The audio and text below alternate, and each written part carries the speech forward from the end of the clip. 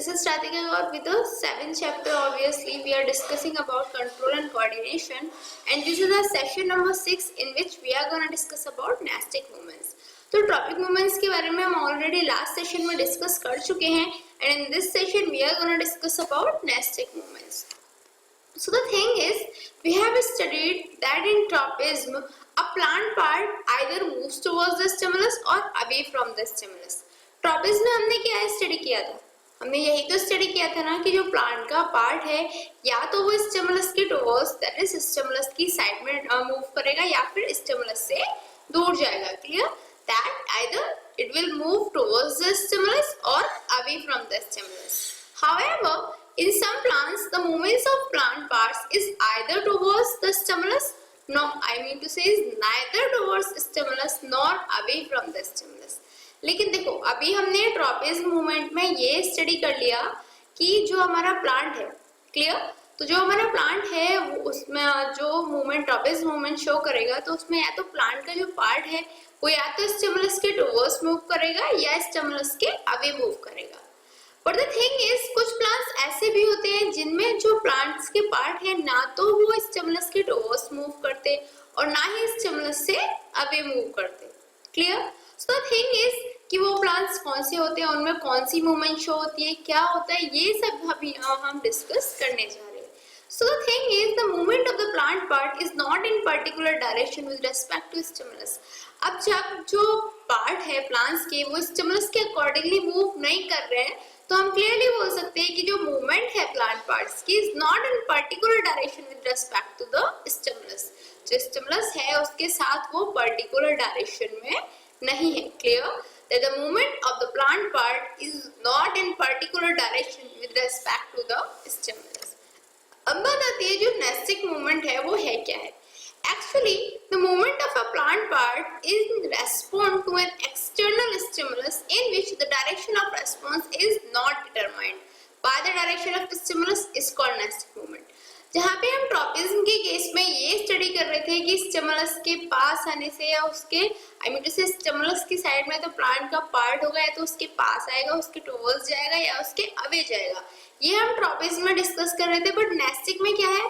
Nastic में भी क्या है? नेस्टिक में भी प्लांट पार्ट का मूवमेंट ही होता है, रेस्पॉन्स होता है एक्सटर्नल स्टिमुलस को.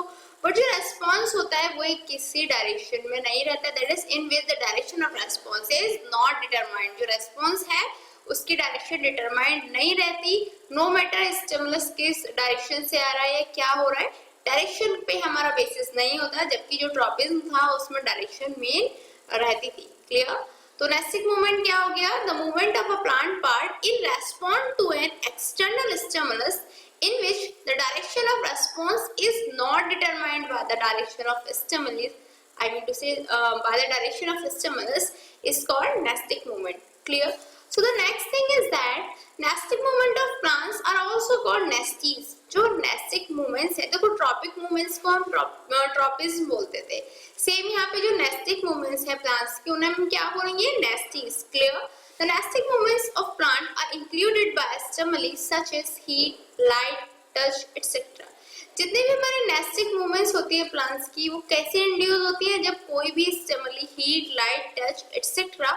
उसके वीकन से उनके एनवायरनमेंट में आती है प्लांट्स के, या फिर उनके प्लांट्स से टच होती है, और वीकन से जब प्लांट्स का जो कोऑर्डिनेशन है या प्लांट्स का जो अट्रैक्शन है वो स्टिमुलस से होता है, चाहे वो हीट हो, लाइट हो या टच हो, तो हमारी जो नेस्टिक मूवमेंट्स हैं वो इंड्यूस हो जाती हैं.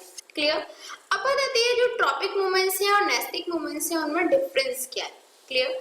तो मैंने अभी आपको जब चैप्टर स्टार्ट कर रही थी तभी मैंने आपको क्लियर करा था that main difference between tropic and nastic movement is that tropic movement is directional movement of a plant part, but nastic movement is not a directional movement of the plant part with respect to the stimulus. यही बताया था मैंने अभी इस session की starting में कि जो मेन डिफरेंस रहता है ट्रॉपिक और नेस्टिक मूवमेंट्स में वो क्या रहता है.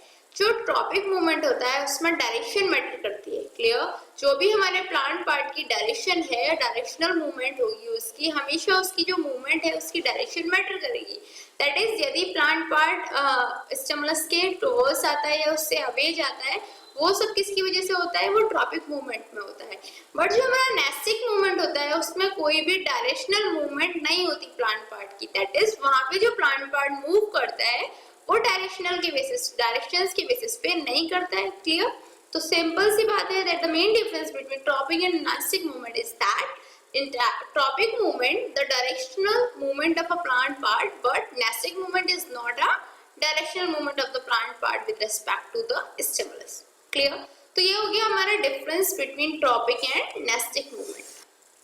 Here is an important note which is the direction of nestic movement is not determined by the direction from which the stimulus is applied. जो नेस्टिक मूवमेंट्स रहती हैं उनकी जो डायरेक्शन है उस डायरेक्शन से डिटरमाइन नहीं की जा सकती जिस डायरेक्शन से स्टिमुलस को अप्लाई किया गया है। क्लियर? नो मैटर किस डायरेक्शन से स्टिमुलस आ रहा है, जो डायरेक्शन है नेस्टिक मूवमेंट की, हम उस जिस डायरेक्शन से स्टिमुलस आ रहा है उस डायरेक्शन से हम नेस्टिक मूवमेंट की डायरेक्शन को डिटरमाइन नहीं कर सकते। In nestic movement, from whichever direction the stimulus is applied, it affects all the parts of the organs of a plant equally and they always move in same direction. क्या होता है? No matter किस direction से हमारा stimulus आ रहा है, but जो plant है, प्लांट्स के पार्ट है, क्लियर, वो सारे पार्ट्स को अफेक्ट करता है। प्लांट्स के जितने भी ऑर्गन्स के पार्ट्स अवेलेबल हैं वो सबको इक्वली अफेक्ट करेगा and they always move in same direction, और सारे पार्ट सेम ही डायरेक्शन में मूव होंगे। Clear? That in nastic movement from whichever direction the stimulus is applied it affects all the parts of the organ of a plant equally and they always move in the same direction. Clear? That you have to remember that the direction of nestic movement is not determined by the direction from which the stimulus is applied. Now the thing is, what are the examples? First is the folding up of leaves of a sensitive plants, जिसे हम Mimosa pudica कहते हैं, on touching is an example of nestic movement. आपने देखा है जो sensitive plant होता है और टिपिकल हिंदी में हम उसे बोलते हैं छुई मुई का plant, that is the plant in which whenever we touch that the leaves got folded. Clear? तो जो फोल्डिंग होती है लीव्स की सेंसिटिव प्लांट्स में टचिंग से हमारे से, वो क्या इसका एग्जांपल है? नेस्टिक मूवमेंट का ही एग्जांपल है। जब भी हम उस प्लांट को म्यूमोसा प्यूडिका और we can say sensitive plant को हम टच करेंगे, उसकी जो लीव्स हैं वो फोल्ड अप हो जाएंगी, जैसे हम हिंदी में बोल सकते हैं मुरझा जाना। ऐसा फील होता है that these all the leaves are fade up. Clear? तो वो जो फोल्डिंग होती है लीव्स की किसी भी सेंसिटिव प्लांट में, वो किसकी वजह से रहती है? नेस्टिक मूवमेंट की वजह से। और वहां पे स्टिमुली कौन सा होता है? ऑब्वियसली टच होगा। क्यों? क्योंकि हमारे टच करने की वजह से वहां पे मूवमेंट्स हो रही हैं, वहां पे चेंजेस आ रहे हैं, thereby stimuli will be touched there. Clear? Also, the opening up of petals of dandelion flowers in morning and in bright light and closing in the evening when the light fades is an example of nestic movement. एक हमारे flowers होते हैं dandelion flowers, उसके क्या होते हैं? उसके जो पेटल्स होते हैं वो ब्राइट लाइट होते ही मॉर्निंग में ओपन हो जाते हैं। क्लियर? और जैसे ही जो लाइट है वो हमारी आई मीन टू से शाम होने लगती है, लाइट हमारी डल होने लगती है, तो वो ऑटोमेटिकली क्लोज होते चले जाते हैं। दैट इज जैसे ही मॉर्निंग होगी दे विल ओपन, जैसे ही रात होना स्टार्ट होगी, शाम होना स्टार्ट होगी, वो क्लोज होना स्टार्ट हो जाएंगे। दैट इज उनमें क्या हो रहा है? उनमें लाइट की वजह से उसमें चेंजेस आ रहे हैं। ठीक है? उनमें जो नेस्टिक मूवमेंट है वो किसकी प्रेजेंस की वजह से हो रहा है? लाइट की प्रेजेंस की वजह से। And in this case the stimulus is light. Obviously जब लाइट की वजह से हो रहा है ना, उनका opening and closing thereby, वहां पे जो स्टिमुलस होगा वो क्या होगा? लाइट होगा। Clear? So the next example is the closing of the petals of moonflower in the morning in bright light and opening at dark when the light fades is called and is also an example of nestic movement. जो हमारे moon flower होते हैं, clear, जो moon flower होते हैं उनकी एक speciality होती है कि वो नाइट में ग्लो करते हैं। आई मीन टू से वो नाइट में जब भी नाइट होती है तो वो ओपन होना स्टार्ट हो जाते हैं, जबकि जैसे ही मॉर्निंग होती है वो क्लोज होना स्टार्ट हो जाते हैं। दैट इज जो हम डैडेलियन फ्लावर का एग्जांपल लिया था उसका ये बिल्कुल अपोजिट होता है। डैडेलियन फ्लावर मॉर्निंग में ओपन होते थे, नाइट टाइम पे क्लोज हो जाते थे, और जो मून फ्लावर होते हैं वो नाइट टाइम पे ओपन होते हैं और मॉर्निंग टाइम पे क्लोज हो जाते हैं। क्लियर? तो ये भी किसकी वजह से हो रहा है? लाइट के इफेक्ट्स की वजह से हो रहा है। देयरबाय यहाँ पे भी स्टिमुली क्या होगी? यहाँ पे भी स्टिमुली लाइट होगी। तो अभी आपने देखा टच की वजह से मूवमेंट्स हो रही थी, लाइट्स की वजह से मूवमेंट्स हो रही थी, और जो मूवमेंट्स हो रही थी वो किसी डायरेक्शन पे बेस्ड नहीं थी। जो इतनी भी मूवमेंट्स अभी हमने यहाँ पे एग्जांपल्स में देखी, सारी मूवमेंट्स पहले तो सारे पार्ट्स को अफेक्ट करती थी, सेकेंडली जो स्टिमुलस जहाँ से अप्लाई हो रहा है उस पर वो डिपेंड नहीं करता था। Clear? Thereby this is also an example of nastic movement. Now the thing is movement of curvature. ये movement of curvature क्या है? Since the higher plants are fixed to the soil, they cannot move from one place to another.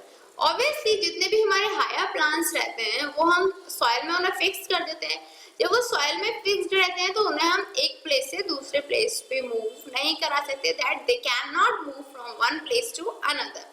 However, certain organs of these plants show spontaneous movement forming a curvature. लेकिन क्या होता है, कुछ ही इनके parts होते हैं, आई मीन टू से ये जो हायर प्लांट्स होते हैं इनके कुछ ऐसे ऑर्गन्स होते हैं जो स्पॉन्टेनियस मूवमेंट शो करते हैं जो कर्वेचर को फॉर्म करती है। Clear? That certain organs of these higher plants show spontaneous movement forming curvature. Clear? Actually, these movements called curvature movements can be autonomic or induced.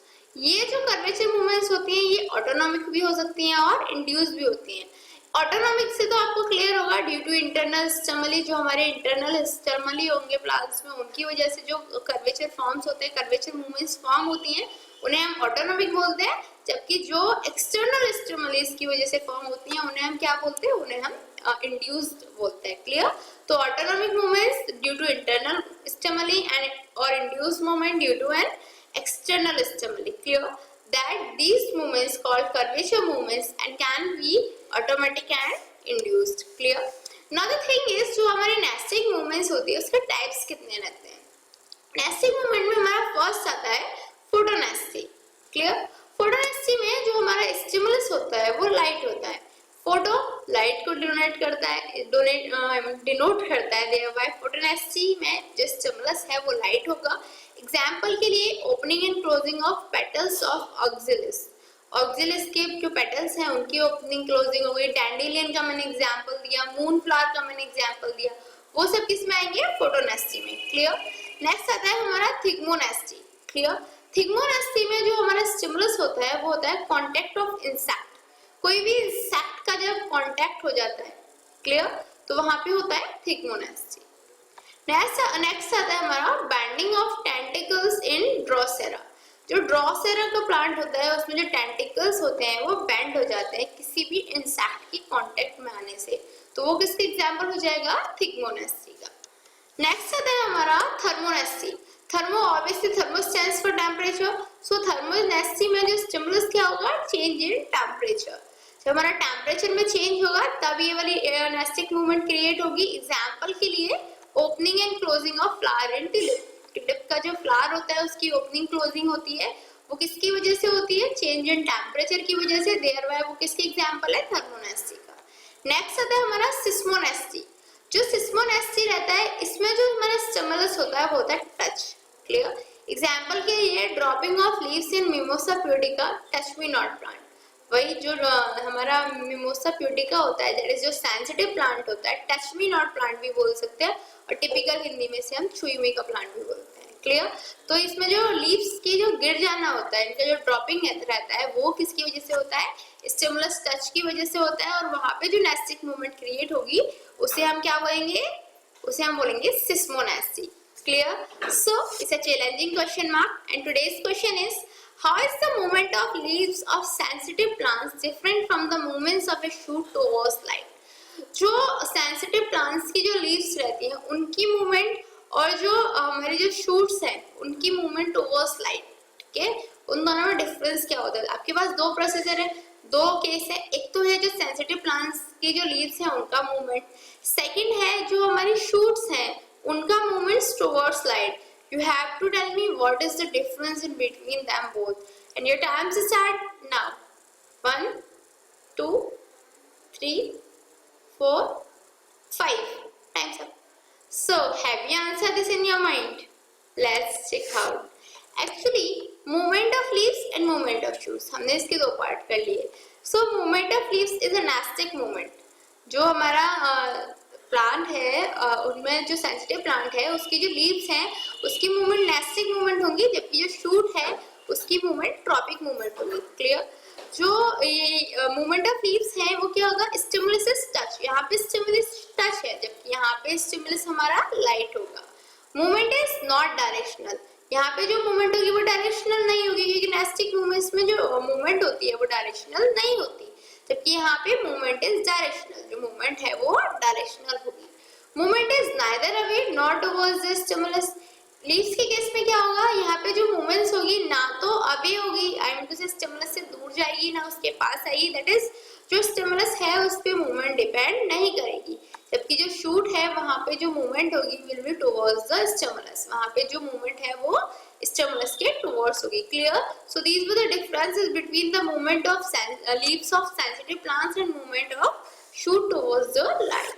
So what did we learn today? आज हमने क्या study किया? आज हमने nastic movement के बारे में study किया। नेस्टिक मूवमेंट क्या होती है, नेस्टिक मूवमेंट्स के टाइप कौन कौन से होते हैं, किस किस स्टिमुली की वजह से नेस्टिक मूवमेंट्स क्रिएट होती है, और nastic movement and tropic movements में डिफरेंस क्या होता है, ये हमने इस सेशन में डिस्कस किया।